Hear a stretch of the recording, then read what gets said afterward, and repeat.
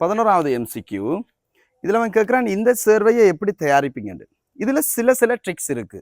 முதலாவது நீங்கள் யோசிக்க வேண்டிய பாயிண்ட் என்னென்னா, இதில் இது ஒரு வழிகாட்டியை பார்க்கணும். இது ஓதோப்பரா வழிகாட்டி, இது மெட்டா வழிகாட்டி. எப்படி ஓதோப்பரா வழிகாட்டி மெட்டா வழிகாட்டி கண்டுபிடிக்கிற? இணைஞ்சிருக்கிற அணுவில் டபுள் போன் அல்லது ட்ரிபிள் போன் இருந்தால் மெட்டா, மற்ற எல்லாம் ஓதோப்பரா. ஒரு 2 விதிவிலக்கு இருக்கு, அது தேவையில்லை. ஸோ இது டபுள் போன் இருக்கு மெட்டா, இதில் இல்லை வழிகாட்டி ஓதோப்பரா. ஓதோப்பராவில் தனிச்சோடி இருக்கும் அல்லது ஒற்றை பிணைப்பு. தனிச்சோடி இருக்கும், பொதுவாக இல்லாமலும் இருக்கலாம், செய்ய தெரியல. இப்போ இப்படிப்பட்ட ஓதோப்பரா மெட்டா வழிகாட்டி இருக்கக்குள்ள இது ஓதோப்பரா வழிகாட்டியை வச்சுக்கொண்டு மெட்டாத்தனத்தில் ஏற்ற முடியாது. ஆகவே முதல்ல ஒரு சர்வையில் பிஆர் இருந்து பிறகு NO2 ஏற்பது என்பது சாத்தியமற்றது. அதுக்கு நீண்ட படிமுறையா இருக்கும். ஏற்கலாம், அது பல நீண்ட படிமுறை, இதையும் மாற்றி MGBR மாற்றி அப்படித்தான் செய்யணும். ஸோ குறுகிய படியில் அது சாத்தியம். அப்போ பிஆர் இருக்கிற படிமுறையை நீங்கள் புறக்கணிக்கலாம். ஏன்னா அதுக்கு பிறகு அது ஓதோப்பராவலான NO2 வரும், மெட்டாவில் வராது.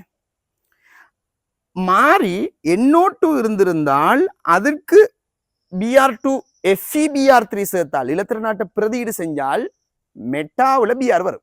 NO2க்கு பிஆர் சேர்த்தா அப்படி ஒரு ஆன்சர் இருக்கு இந்த.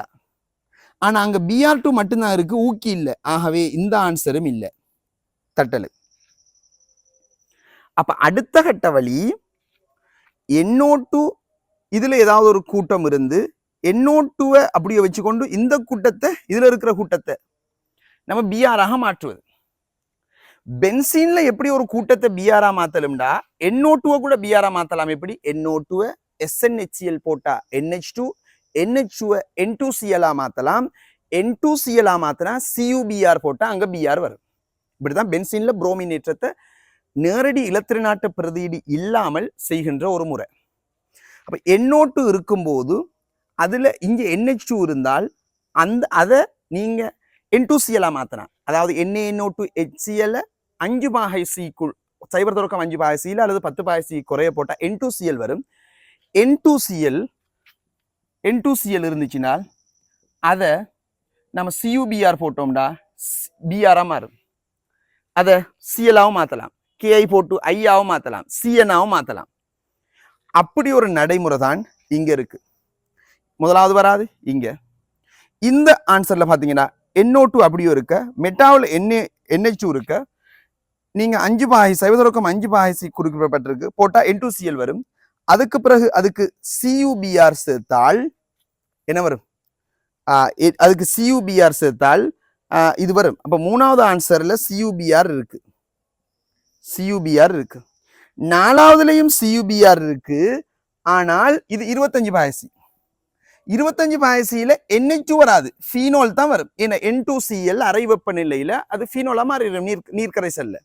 ஸோ இங்க N2Cl வராம 25/C ஃபீனோல் வந்துடும். ஆகவே இது பொருத்தம் இல்லை.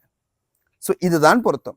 N2Cl வந்து சைபர் தொடக்கம் 5/C, CuBr போட்டா Br இங்க வந்துடும். ஸோ NO2 வந்து அதனுடைய மெட்டாத்தானத்துல, NO2 வந்து அதனுடைய மெட்டாத்தானத்துல Br வரும். அப்படிப்பட்ட ஆன்சர் 3. இது ஏன் பொருத்தம் இல்லைண்டா, இங்க அவன் சொல்றான் சைபர் தொடக்கம் 5/C தான். ஆனால் இதுக்கு நீங்க போட்டீங்கன்னா இது N2Cl வரும்.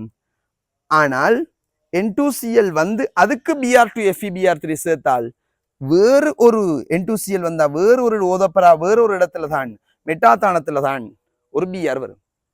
ஸோ இங்க வேறு 3 கூட்டங்கள் வந்துடும். அவை அது பொருத்தம் இல்லை. ஸோ இதுதான் பொருத்தம். அவை ஆன்சர் 3.